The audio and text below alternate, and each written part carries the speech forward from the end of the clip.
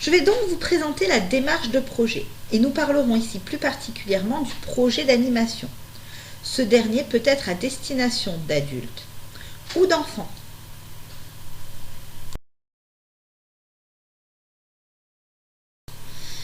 La démarche de projet est un travail collectif, un travail d'équipe. Vous ne devez surtout pas le réaliser seul. Cette démarche comprend 5 étapes présentées ici. Ces étapes peuvent être superposées les unes sur les autres. C'est-à-dire que vous pouvez commencer à animer votre projet alors que vous n'avez pas fini de construire tous vos outils.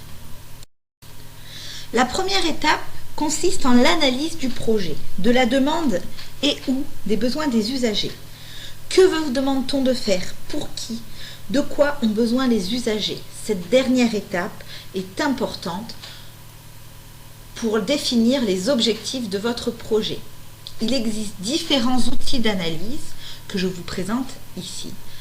Vous en connaissez un, les autres, nous les découvrirons au cours des 3 ans. Ensuite, c'est l'étape de conceptualisation du projet. Nous allons nous poser les questions de tout ce qu'il est possible de faire en fonction des objectifs que nous aurons définis.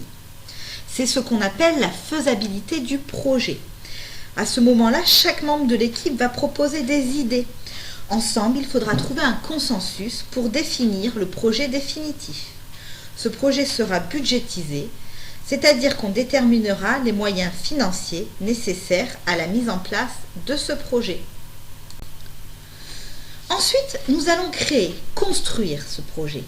Pour cela, dans un premier temps, il va falloir répartir les tâches entre les différents membres de l'équipe.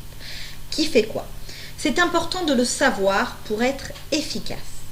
Ensuite, il va falloir créer un échéancier. C'est un document dans lequel sont réparties les tâches à réaliser et les dates auxquelles elles doivent être réalisées. En voici un exemple. Vous voyez ici les différentes tâches à réaliser qui correspondent aux étapes du projet et ici les différentes dates. Par exemple, pour l'analyse de situation, nous voyons qu'elle commencera en novembre 2005 et qu'elle se terminera en février 2006. Vous pouvez voir aussi que les différentes étapes se superposent. Ensuite, nous allons créer les outils, tout ce qui est nécessaire au projet, affiches, jeux vidéo, jeux, etc. Enfin, il va falloir réaliser les tâches administratives, comme les autorisations de photographier ou de sortie.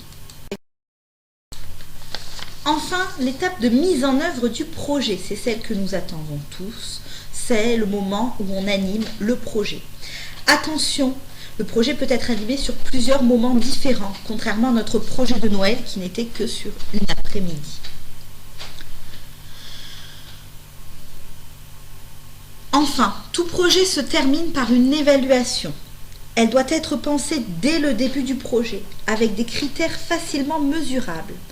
Elle doit permettre d'ajuster le projet si vous vous rendez compte que vous n'atteindrez pas certains objectifs.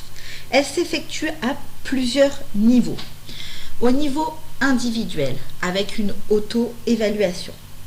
Avec les usagers, ont-ils atteint les objectifs fixés? Sont-ils satisfaits du projet que vous leur avez proposé?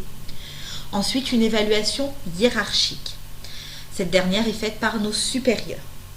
Et enfin, l'évaluation du budget. Ai-je respecté le budget qui m'était alloué? Voilà, je vous ai